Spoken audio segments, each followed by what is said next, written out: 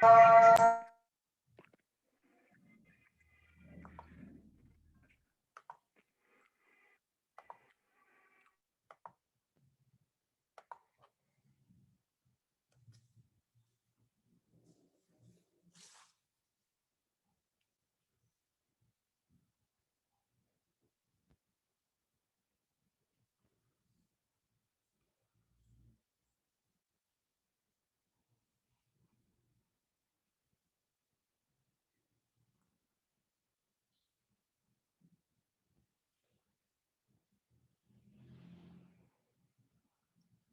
है, 1 मिनट चालू कर देना।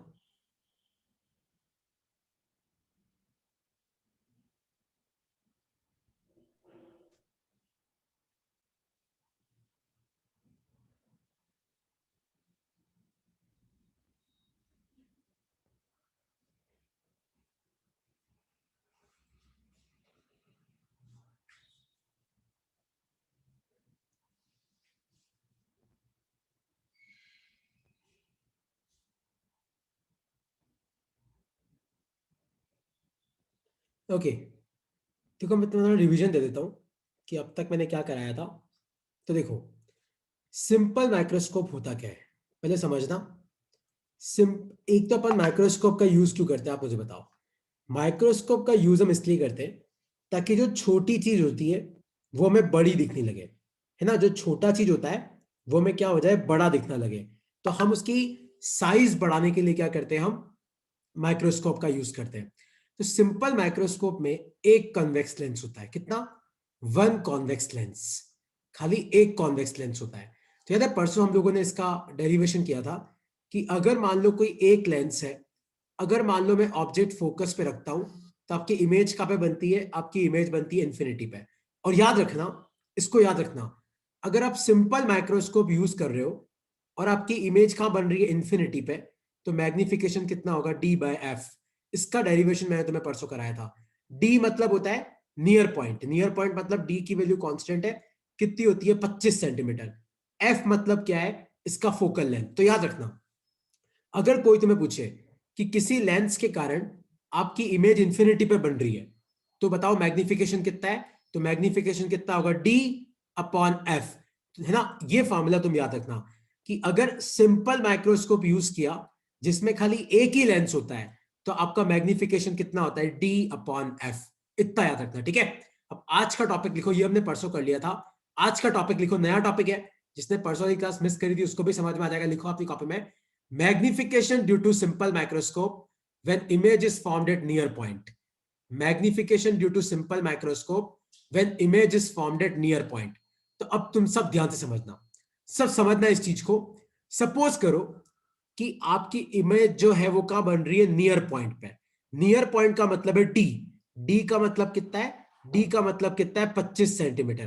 तो ध्यान से देखो, यहां पे तो हमने ऑब्जेक्ट रखा, ध्यान से देखो, एच हाइट का, और इसकी इमेज क्या बन रही है, देखो एच डैश की। तो मैग्निफिकेशन हुआ कि नहीं हुआ। तो देखो ये मैग्निफिकेशन हम कैसे निकालेंगे। तो अगर तुम भूल गए हो तो लेंस फॉर्मूला क्या होता है, 1/v -1/u equal to 1/f होता है।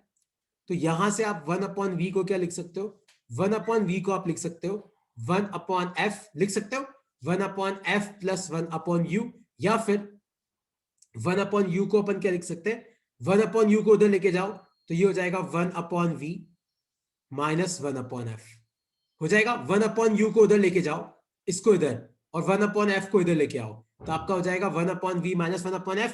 और लेंस के लिए मैग्निफिकेशन का फॉर्मूला क्या होता है, v/u होता है कि नहीं होता है। तो यहां पे v को रहने दो और 1/u की जगह पुट करो 1/v -1/f, ठीक है। इसको ओपन करो तो v और v तो ये बचेगा 1, और यहां पे क्या आ जाएगा, -v/f। लेकिन ध्यान से देखो, तो आपकी इमेज का बनी पीछे की तरफ, कितनी दूरी पे, डी दूरी पे। तो यहाँ पे v क्या है, यहाँ पे v है -d, तो इसको पुट करो तो मैग्निफिकेशन कितना आएगा, 1 + d/f। तो लिखो अपनी कॉपी में। तो अगर आपको इमेज इंफिनिटी पे चाहिए, सुनना, इसको दिमाग में फिट कर लो कि सिंपल माइक्रोस्कोप है और आपको इमेज कहां पे चाहिए, इंफिनिटी पे चाहिए, तो मैग्निफिकेशन d/f होती है। और अगर आपको इमेज नियर पॉइंट पे चाहिए तो मैग्निफिकेशन कितनी होती है, 1 + d/f। कैसे किया डेरिवेशन, लेंस फॉर्मूला लिखा, 1/v minus 1/u equal to 1/f। यहां से मैंने 1/u की वैल्यू निकाली, वो कितना हो जाएगा, 1/u उधर गया, 1/f इधर आया, 1/v माइनस 1/f। और मैग्निफिकेशन कितना होता है, v/u। तो v को ऐसा कैसे रहने दिया, 1/u की वैल्यू क्या है, देखो यहां से आई 1/v माइनस 1/f। इसको ब्रैकेट को ओपन किया तो ये कितना बचा, 1 माइनस v/f। और आपकी इमेज का बनी पीछे की तरफ, तो v को पुट किया मैंने -d, तो आपका मैग्निफिकेशन कितना आया, 1 + d/f। लिख लो, फिर हम इसके न्यूमेरिकल करते हैं। लिख लो इसको अपनी कॉपी में, लिख लो, फिर हम इसके न्यूमेरिकल करते हैं,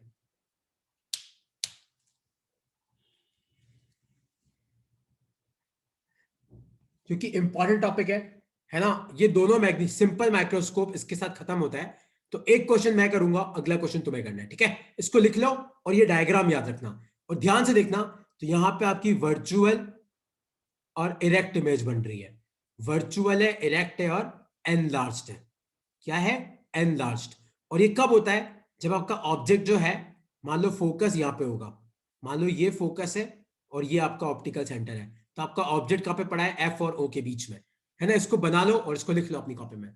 फिर इसका एक न्यूमेरिकल हम लोग करते हैं। आसान डेरिवेशन है, कोई टफ नहीं है, कोई हाईफाई क्वेश्चन नहीं है, आसान है, लेकिन याद रखना। तो सिंपल माइक्रोस्कोप के दो पार्ट है। पहला पार्ट क्या है, जब इमेज कहां पे बनी, इंफिनिटी पे। दूसरा पार्ट क्या है, जब इमेज कहां पे बनी, नियर पॉइंट पे। ठीक है, तो मैं क्वेश्चन दूं, लिख लिया आप लोगों ने इसको। सर। ठीक है, तो एक क्वेश्चन लिखो अपनी कॉपी में, लिख लो, लिख लो, कोई नहीं, आराम से लिख लो।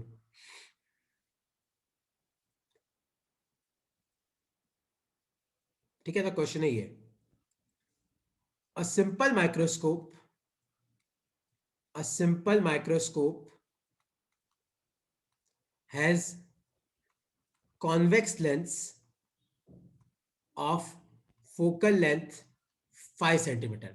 तो सिंपल माइक्रोस्कोप में एक ही लेंस होता है, वो कौन सा होता है, कॉन्वेक्स। उसका फोकल लेंथ 5 सेंटीमीटर है।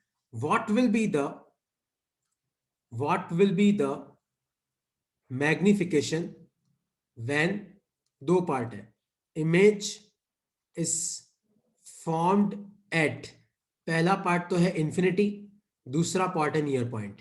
तो अगर मैं तुम्हें पूछूं कि एक कॉन्वेक्स लेंस में फोकल लेंथ है लेंस का 5 सेंटीमीटर, तो बताओ क्या मैग्निफिकेशन होगा जब पहला पार्ट है जब इमेज आपको इंफिनिटी पे चाहिए, दूसरा पार्ट है जब इमेज आपको नियर पॉइंट पे चाहिए। क्या आएगा इसका आंसर, जल्दी सॉल्व करो, क्या आएगा।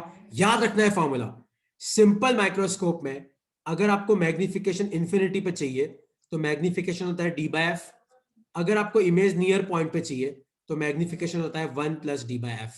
और d कितना है, 25, फोकल लेंथ कितना है, 5, तो ये कितना आ जाएगा, 5। इस केस में आपका मैग्निफिकेशन कितना आ जाएगा, 1 + 5, तो ये क्या हो जाएगा, 6। इस फॉर्मूले को याद रखना, मैं अभी भी बोल रहा हूं, इस फॉर्मूले को याद रखना, 5 और 6। किसी को अब इसमें कुछ पूछना है तो तुम पूछ सकते हो। सिंपल माइक्रोस्कोप इसके साथ खत्म होता है। तो याद रखना, सिंपल माइक्रोस्कोप में एक ही लेंस होता है, कौन सा होता है, कॉन्वेक्स होता है। सिंपल माइक्रोस्कोप में अगर आपको इमेज इंफिनिटी पे चाहिए तो ये मैग्निफिकेशन होता है, इमेज अगर नियर पॉइंट पे चाहिए तो ये मैग्निफिकेशन होता है। किसी को अब इसमें कुछ पूछना है तो आप पूछ सकते हो। डी यहाँ पे नियर पॉइंट है बेटा, डी मतलब 25 सेंटीमीटर, तुम लोगों ने 10th क्लास में पढ़ा होगा ना। डी मतलब अगर इससे कम दूरी हुई तो तुम्हारी आंखों को नजर नहीं आएगा, ब्लर ब्लर ब्लर दिखेगा। तो कम से कम तुम्हारा ऑब्जेक्ट 25 सेंटीमीटर दूर तो होना चाहिए, 25 से दूर चलेगा, 25 के पास नहीं होना चाहिए, नियर पॉइंट। ठीक है, किसी को इसमें कोई डाउट है तो पूछ लो। तो एक क्वेश्चन तुम सॉल्व करो, सब क्वेश्चन लिखो अपनी कॉपी में, ये तुम्हारे बुक के पीछे का क्वेश्चन है, तो सब सॉल्व करो, आसान क्वेश्चन है, सब ट्राई करना, सब ट्राई करना, तभी तुम सीखोगे। तो क्वेश्चन है ये, a simple microscope use convex lens of focal length 10 centimetre. ठीक है, if image is to be formed at near point, mark कहां पे चाहिए, नियर पॉइंट पे, what will be the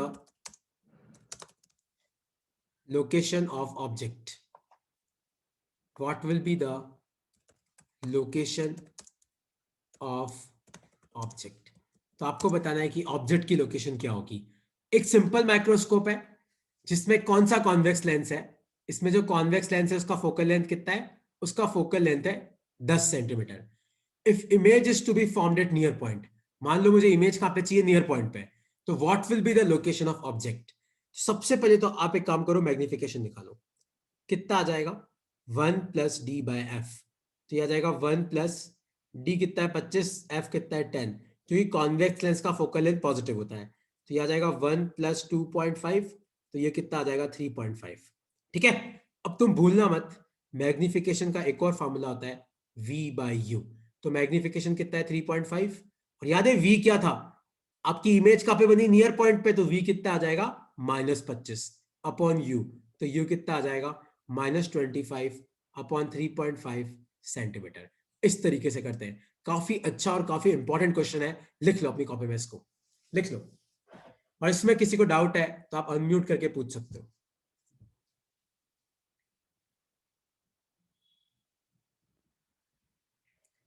इसमें किसी को डाउट है तो आप अनम्यूट करके पूछ सकते हो कि एक सिंपल माइक्रोस्कोप में कॉन्वेक्स लेंस है जिसकी फोकल लेंथ है 10 सेंटीमीटर। अगर आपको इमेज नियर पॉइंट पे चाहिए तो बताओ ऑब्जेक्ट की लोकेशन क्या होगी? तो यहां पे आपको ये फॉर्मूला तो मैंने पहले ही बता दिया कि अगर सिंपल माइक्रोस्कोप में कॉन्वेक्स लेंस है और अगर आपको इमेज नियर पॉइंट पे चाहिए तो एम कितना होगा? 1+d/f। तो यहां से एम निकाल लो और एम क्या होता है? v/u।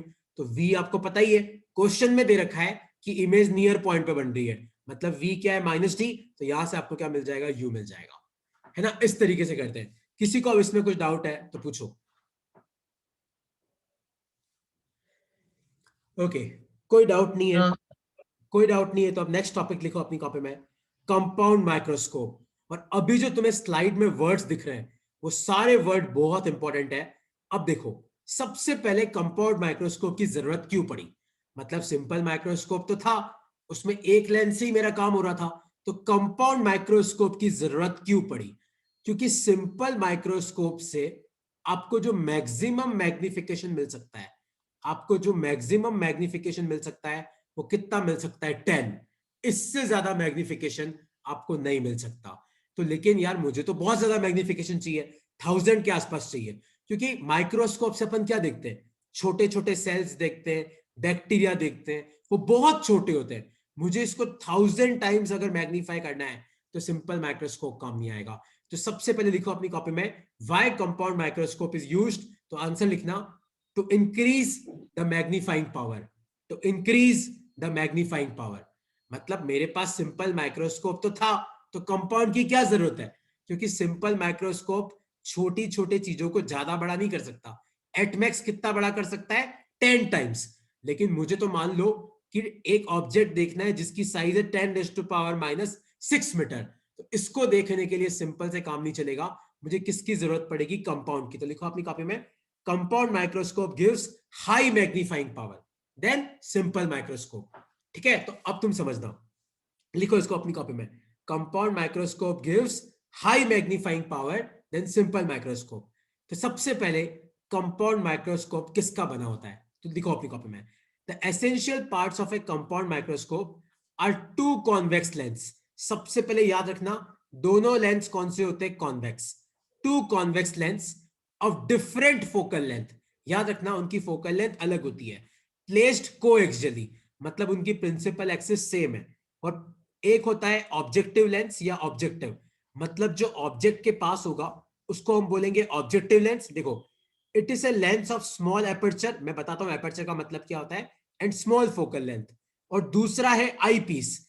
इसको आई पीस क्यों बोलते हैं? क्योंकि ये आंखों के पास होता है। ये किसके पास होता है? अपनी आंखों के पास। और ऑब्जेक्टिव किसके पास होता है? ऑब्जेक्ट के पास।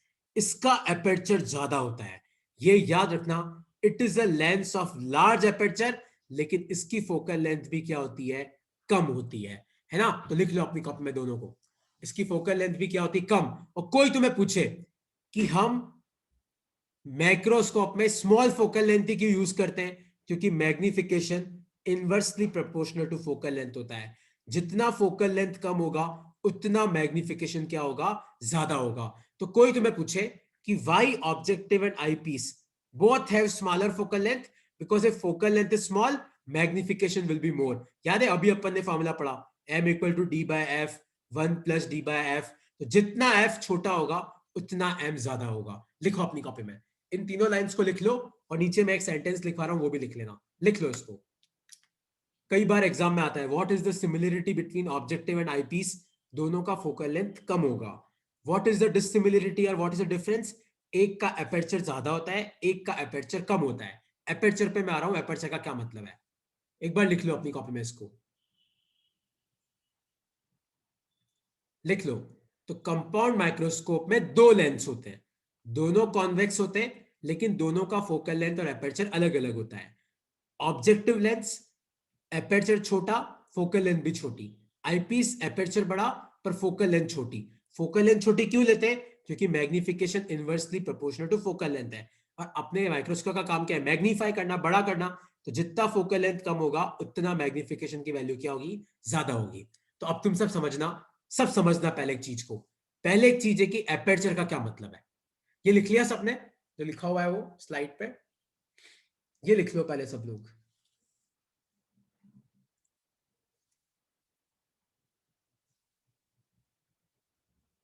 ठीक है, अब मैं एपर्चर पे आ रहा हूं. तो एपर्चर का क्या मतलब है? सपोज करो कि ये एक लेंस है और ये एक लेंस है, तो ये जो डिस्टेंस होती है ना इसको बोलते हैं एपर्चर. तो इसका तो स्मॉल एपर्चर है, इसका लार्ज एपर्चर है. तो ये होता है एपर्चर. और तुम मुझे बताओ, अगर एपर्चर छोटा होगा तो आपका लेंस कितनी लाइट कलेक्ट कर सकता है? खाली इतनी. लेकिन अगर एपर्चर ज्यादा होगा तो ध्यान से देखो, आपका लेंस कितनी लाइट कलेक्ट कर सकता है? इतनी. तो लिखो अपनी कॉपी में, मोर द एपर्चर, जितना ज्यादा आपका एपर्चर होगा, more the aperture, more will be the more the aperture, more will be the light gathering power. तो कोई तुम्हें पूछे कि मुझे लाइट गैदरिंग पावर बढ़ानी है, मुझे लाइट को गैदर करना है, तो मुझे क्या बढ़ाना पड़ेगा? आप वहां पे फोकल लेंथ पर टिक करके मत आना. जितना ज्यादा एपर्चर होगा आपके लेंस की लाइट गैदरिंग पावर उतनी ज्यादा होगी. होगी कि नहीं होगी? सोचो, अगर आपका एपर्चर कम है तो आप इतनी लाइट कलेक्ट कर सकते हो, अगर आपका एपर्चर ज्यादा है तो आप ये सारी की सारी लाइट कलेक्ट कर सकते हो. तो लिखो अपनी कॉपी में, जितना ज्यादा एपर्चर होगा उतनी ज्यादा क्या होगी? Light gathering power. तुम्हें एक कंसेप्ट समझ में आया कि नहीं समझ में आया कि एपर्चर बढ़ाने से क्या बढ़ता है? देखो, एपर्चर बढ़ाने से फोकल लेंथ पे कोई फर्क नहीं पड़ता. मैं तुम्हें अभी भी बोल रहा हूं, याद रखना, एपर्चर और फोकल लेंथ दोनों अलग अलग चीजें हैं. जितना ज्यादा एपर्चर होगा उतनी ज्यादा लाइट गैदरिंग पावर होगी, इसको याद रखना. ठीक है, तो एपर्चर डिपेंड्स ऑन, या light gathering power depends on aperture. ठीक है, एक तो ये कंसेप्ट. अब एक और कंसेप्ट है, उसको समझना, सब समझना उसको. सपोज करो कि ये एक लेंस है, मान लो लेंस नंबर 1, और इसके कारण मैग्निफिकेशन है m1. मान लो यहां पे एक और लेंस लगाया, लेंस नंबर 2, मान लो इसका मैग्निफिकेशन m2. मान लो यहां पे लेंस लगाया, ये है लेंस नंबर 3, मान लो इसका मैग्निफिकेशन m3. तो अगर मान लो मैं तुम्हें पूछूं कि बताओ टोटल मैग्निफिकेशन कितना होगा, तो टोटल मैग्निफिकेशन होगा m1 into m2 into m3. इस चीज को याद रखना, चाहे तुम्हारे लेंस चिपके हुए हो या मान लो लेंस के बीच में कुछ दूरी हो, आपका नेट मैग्निफिकेशन का फॉर्मूला कभी चेंज नहीं करेगा. आपका नेट मैग्निफिकेशन कितना होगा? m1 into m2 into m3. लिख लो अपनी कॉपी में कि अगर आपके मोर देन 1 लेंस है तो आपका टोटल मैग्निफिकेशन क्या होता है? जितने भी मैग्निफिकेशन है उनको मल्टीप्लाई कर दो, पहला इंटू दूसरा इंटू तीसरा. लिख लो अपनी कॉपी में. अगर तुम्हें पता है ये फॉर्मूला तो बहुत अच्छी बात है, अगर तुम्हें नहीं पता है तो अब लिख लो, है ना.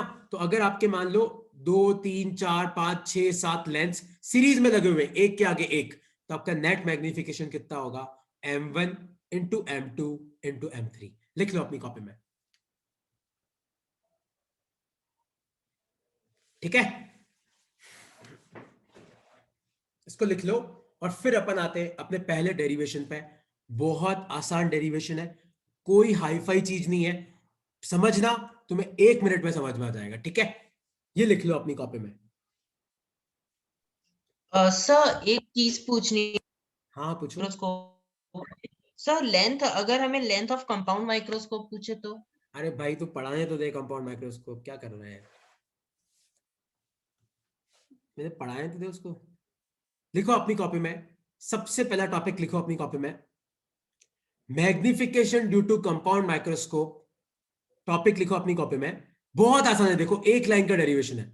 मैग्निफिकेशन, टॉपिक लिखो, magnification due to compound microscope, magnification due to compound microscope when image is formed at infinity, when image is formed at infinity। तो अगर आपकी इमेज इंफिनिटी पे बन रही है तो आप मुझे बताओ कि माइक्रोस्कोप का टोटल मैग्निफिकेशन कितना होगा। अब तुम सब समझना, सब समझना, देखो सब लाइन वाइज समझना। देखो ये आपका ऑब्जेक्ट है, ये आपका क्या है, ये आपका ऑब्जेक्ट है, ठीक है। ये उल्टा लिखा हुआ है, इसको उल्टा कर दो। ये ऑब्जेक्टिव लेंस है आपका, और ये आपका आईपीस है, ठीक है। जो आंखों के पास आईपीस, जो ऑब्जेक्ट के पास ऑब्जेक्ट है। अच्छा तुम सब एक चीज ध्यान से देखो, सब यहां पे ध्यान से देखो। आपका ऑब्जेक्ट यहां पे पड़ा हुआ है, आपकी ऑब्जेक्टिव के कारण आपकी इमेज कहां पे बनी, यहां पे बनी। किसी को कोई डाउट तो नहीं है? आपकी इमेज कहां पे बनी, यहां पे। आपका ऑब्जेक्ट कहां पे पड़ा हुआ है, यू नॉट पे। इमेज कहां पे बनी, वी नॉट पे। तो मैग्निफिकेशन ड्यू टू ऑब्जेक्टिव कितना हुआ, v naught upon u naught, हुआ कि नहीं हुआ? आप मुझे बताओ, मैग्निफिकेशन ड्यू टू ऑब्जेक्टिव कितना हुआ, v naught upon u naught हुआ। और ध्यान से देखो, आईपीस के कारण इमेज कहां पे बन रही है, इंफिनिटी पे। और मान लो कि आईपीस का फोकल लेंथ है एफ ई, और ऑब्जेक्टिव का फोकल लेंथ है आपका एफ नॉट, ठीक है। तो आप मुझे बताओ, अगर इमेज इंफिनिटी पे बन रही है तो आईपीस के कारण मैग्निफिकेशन कितना होगा? याद है थोड़ी देर पहले पहले तुम्हें बताया कि अगर एक कॉन्वेक्स लेंस के कारण इमेज इंफिनिटी पे बनती है तो मैग्निफिकेशन क्या होता है, डी बाय एफ। तो यहां पे इसका मैग्निफिकेशन कितना होगा, डी बाय एफ ई। तो ऑब्जेक्टिव का तो v naught by u naught, eyepiece का डी बाय एफ ई। तो आपका नेट मैग्निफिकेशन कितना आएगा, m naught into m e. तो ध्यान से देखो, ये कितना आया, v naught upon u naught into D by f e. ये आपका नेट मैग्निफिकेशन है। लिखो अपनी कॉपी में, इसके दो फॉर्मूले और है वो भी मैं लिखवा रहा हूं, लेकिन इसको लिख लो पहले अपनी कॉपी में। लिख लो, ये डायग्राम बना लो। डायग्राम कैसे बनाना, देखो ऑब्जेक्टिव है, ध्यान से देखो, ऑब्जेक्टिव का एपर्चर कम है और आईपीस का एपर्चर ज्यादा है, दिख रहा है। ऑब्जेक्टिव का फोकल लेंथ है एफ नॉट, आईपीस का फोकल लेंथ है एफ ई। मैंने ऑब्जेक्ट रखा कहां पे, यू नॉट दूरी पे। इमेज कहां पे बनी, देखो यहां पे वी नॉट पे। तो मैग्निफिकेशन कितना आया, v naught by u naught, ठीक है। अब आईपीस पे ध्यान से देखो, आईपीस पे तो आपकी इमेज कहां पे बन रही है, आईपीस के कारण, मतलब इस दूसरे लेंस के कारण आपकी इमेज कहां पे बन रही है, इंफिनिटी पे। तो इसका मैग्निफिकेशन कितना होगा, डी बाय एफ ई। अपन ने सबसे पहले डिराइव किया कि अगर किसी लेंस के कारण इमेज इंफिनिटी पे बनती है तो मैग्निफिकेशन कितना होता है, डी बाय एफ ई।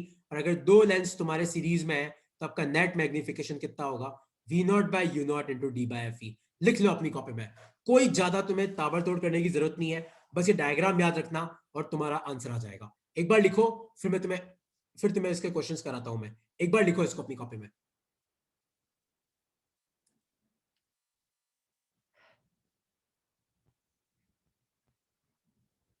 एक बार लिख लो इसको अपनी कॉपी में। ऑब्जेक्टिव से u दूरी पे मैंने ऑब्जेक्ट रखा, u नॉट दूरी पे। u नॉट क्यों लिखा, क्योंकि ऑब्जेक्टिव है ये। इससे कितनी दूरी पे इमेज बनी, v नॉट। तो ऑब्जेक्टिव के कारण मैग्निफिकेशन कितना है, v naught by u naught, क्योंकि लेंस के कारण मैग्निफिकेशन कितना होता है, v बाय यू। फिर ये जो इमेज बनी ना यहां पे, ये आईपीस के लिए ऑब्जेक्ट है, और आपकी फाइनल इमेज कहां पे बनी, इंफिनिटी पे। और किसी भी लेंस के कारण अगर इमेज इंफिनिटी पे होती है ना तो मैग्निफिकेशन कितना आता है, डी बाय एफ। और ये दोनों लेंस सीरीज में, तो आपका टोटल मैग्निफिकेशन कितना आया, v naught by u naught into D by f e. लिख लो अपनी कॉपी में।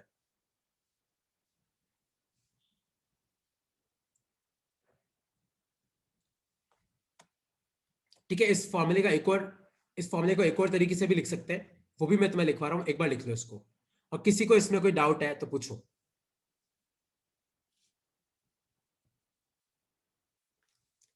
कोई डाउट नहीं है तुम्हें? वो ताजुब की बात है यार। इसको लिख लो, ये डायग्राम देखो, वैसे मैं तुम्हें भेज दूंगा, तो तुम अभी जितना रफ में बना सको बना लेना। बस ये फॉर्मूले लिख लेना, ताकि अभी न्यूमेरिकल करेंगे ना तो तुम्हें फॉर्मूले की आदत हो जाएगी, है ना। एक बार फॉर्मूले लिख लेना, तो v naught by u naught into D by f e. इस फॉर्मूले को लिखने का एक और तरीका है, समझना सब सब समझना। सेम डायग्राम है, देखो सेम डायग्राम है, अब तुम सब ध्यान से समझना। सपोज करो कि हाइट ऑफ ऑब्जेक्ट है h, हाइट ऑफ इमेज है h डैश। तो आप मुझे बताओ कि अगर ये डिस्टेंस h है तो ये डिस्टेंस भी क्या होगी, h होगी कि नहीं होगी? आप मुझे बताओ, होगी कि नहीं होगी? अगर वो डिस्टेंस h है तो ये डिस्टेंस भी क्या होगी, ये हरा हरा h होगा। तो मान लो कि ये वाला एंगल आपका अल्फा है, तो ये वाला एंगल भी क्या होगा, अल्फा, वर्टिकली अपोजिट एंगल है। तो आप मुझे बताओ, अगर आपका ये एंगल अल्फा है तो टेन अल्फा अपन कितना लिख सकते हैं? कौन सा ट्राइंगल है? मान लो ये आपका पॉइंट है, मान लो जी। तो इन ट्राइंगल जी ओ, और मान लो ये वाला पॉइंट है आपका एफ, जी ओ एफ। तो टेन थीटा क्या होता है, परपेंडिकुलर अपॉन बेस। तो मान लो यहाँ पे फोकल लेंथ का, ऑब्जेक्टिव का फोकल लेंथ कितना है, एफ नॉट। तो ये डिस्टेंस एफ नॉट होगी कि नहीं होगी? क्योंकि लाइट अगर पैरेलल आती है तो किससे पास करती है, फोकस से।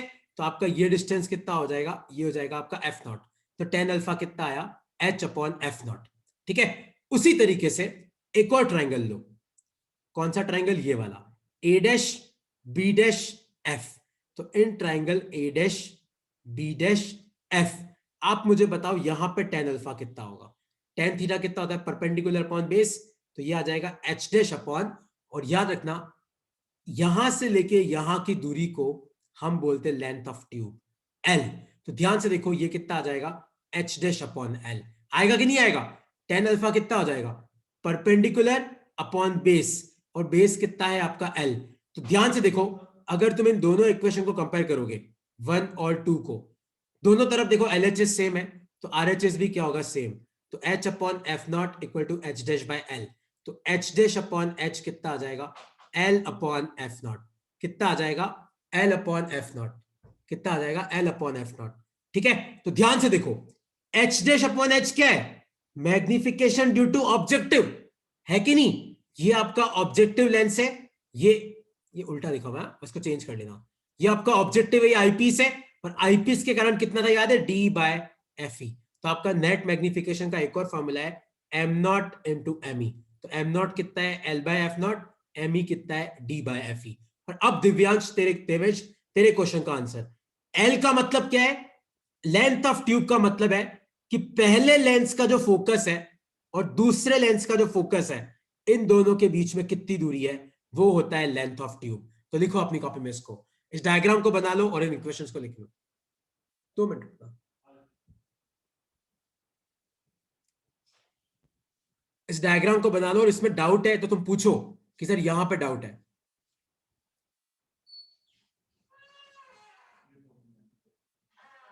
नो सर, क्लियर है। सबको क्लियर है?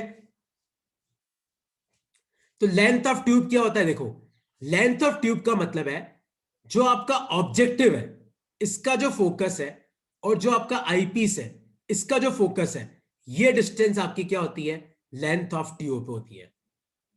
लिख लो अपनी कॉपी में इसको। तो L upon f not, F not का मतलब क्या है, focal length of objective lens. F E का मतलब क्या है, focal length of eyepiece. D मतलब क्या है, नियर पॉइंट, जिसकी वैल्यू क्या है, फिक्स है, 25 सेंटीमीटर। ठीक है। तो टॉपिक क्या है, देखो आज का अपना टॉपिक है कि magnification due to compound microscope, जब आपकी इमेज कहां पे बन रही है, जब आपकी इमेज कहां पे बन रही है, इंफिनिटी पे। तो मैंने तुम्हें इसके दो फॉर्मूले पढ़ाए।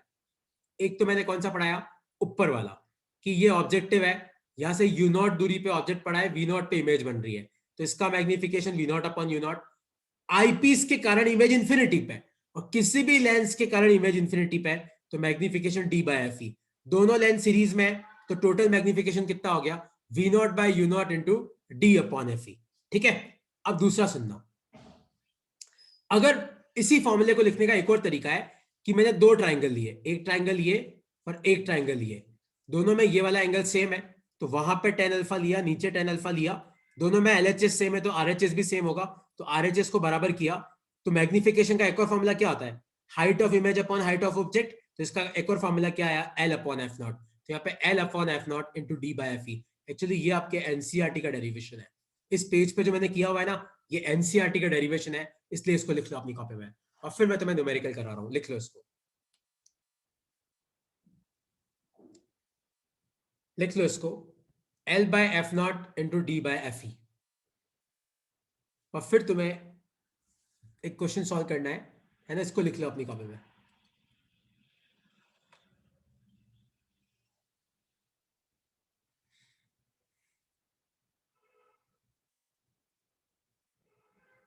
ठीक है, फिर तुम्हें क्वेश्चन सॉल्व करना है, और वो क्वेश्चन प्योर तुम्हें तुम्हारे दिमाग के बेसिस पे सॉल्व करना है। ठीक है, तो क्वेश्चन है ये, सब समझना पहले क्वेश्चन को। तो क्वेश्चन है ये, a compound microscope has two convex lens of focal length 2 centimeter and focal length 5 centimeter placed at 10 centimeter from each other, और दोनों के बीच में दूरी कितनी है, 10 सेंटीमीटर की। Find magnification when image is formed at when image is formed at infinity। अब तुम इस क्वेश्चन को मेरे साथ समझना, क्या करना समझना पूरा। तो एक कंपाउंड माइक्रोस्कोप में दो कॉन्वेक्स लेंस है, एक की फोकल लेंथ 2 सेंटीमीटर है, एक की फोकल लेंथ 5 सेंटीमीटर है। याद रखना, जिसकी फोकल लेंथ कम होगी वो तो होगा ऑब्जेक्टिव, जिसकी फोकल लेंथ ज्यादा होगी वो होगा तुम्हारा आईपीस। इसकी फोकल लेंथ 2 सेंटीमीटर, इसकी फोकल लेंथ 5 सेंटीमीटर, और इन दोनों लेंस के बीच में दूरी कितनी है, 10 सेंटीमीटर। कितनी है, 10 सेंटीमीटर। ठीक है, आपको पूछा है find magnification when image is formed at infinity. आपको मैग्निफिकेशन बताना है कब, जब आपकी इमेज कहां पे बनी, इंफिनिटी पे। अब तुम सब ध्यान से सुनना, इस क्वेश्चन को कैसे करेंगे, सब सुनना पहले।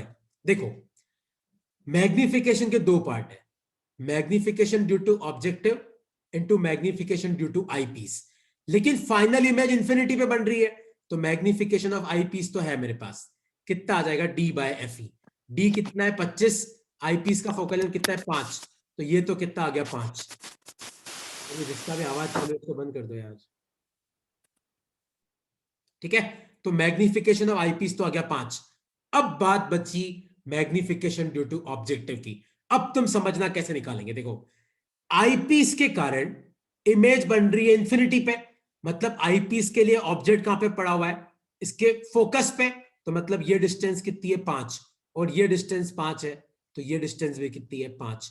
तो ऑब्जेक्टिव लेंस के लिए, ऑब्जेक्टिव लेंस के लिए आपका वी नॉट कितना है, 5, इसका फोकल लेंथ कितना है, 2, एफ नॉट। तो तुम ये वाला फॉर्मूला पुट कर सकते हो, 1/v minus 1/u equal to 1/f।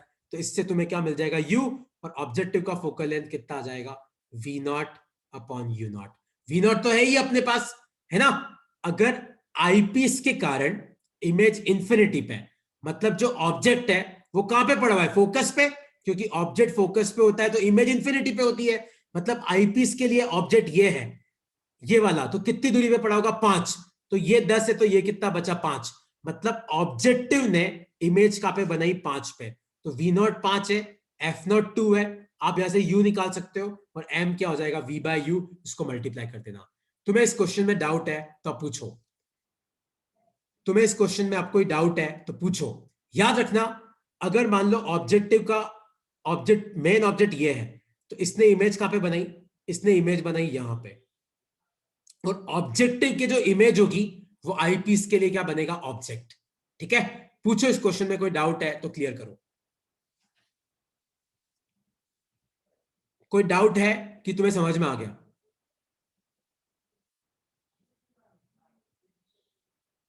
Clear sir. Doubt है तो पूछो। श्रेया, ऋषिता, हैतल, भूमित्र, खुश, तुम्हें डाउट है कि तुम्हें समझ में आया कि तुम्हें नहीं समझ में आया, तुम बताओगे तो मुझे पता पड़ेगा।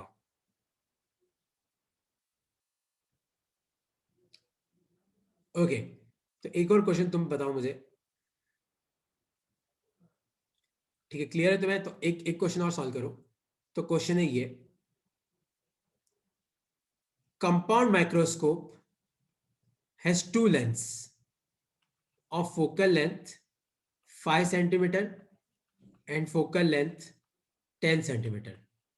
If length of tube मतलब L आपको दे रखा है 5 सेंटीमीटर, तो क्वेश्चन है find magnification.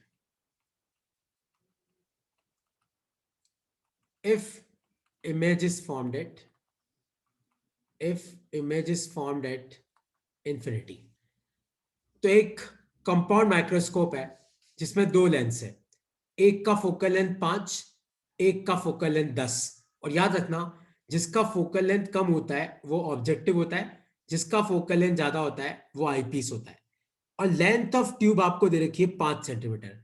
Find magnification if image is formed at infinity. तो आपको मैग्निफिकेशन निकालना है कब? जब आपकी इमेज कहां पे बनी? इंफिनिटी पे। याद रखना, अगर आपको लेंथ ऑफ ट्यूब दे रखी है तो आपको बिल्कुल सोचने की जरूरत नहीं है, एम हो जाएगा L by f naught into D by f e. तो लेंथ ऑफ ट्यूब कितनी है? 5। फोकल लेंथ ऑफ ऑब्जेक्टिव कितना है? 5। डी कितना है अपना? 25। और ये कितना है? 10। तो इससे आपका आंसर आ जाएगा। आया तुम्हें समझ में कि नहीं समझ में आया कि ऐसे क्वेश्चन कैसे करते हैं? Yes, sir.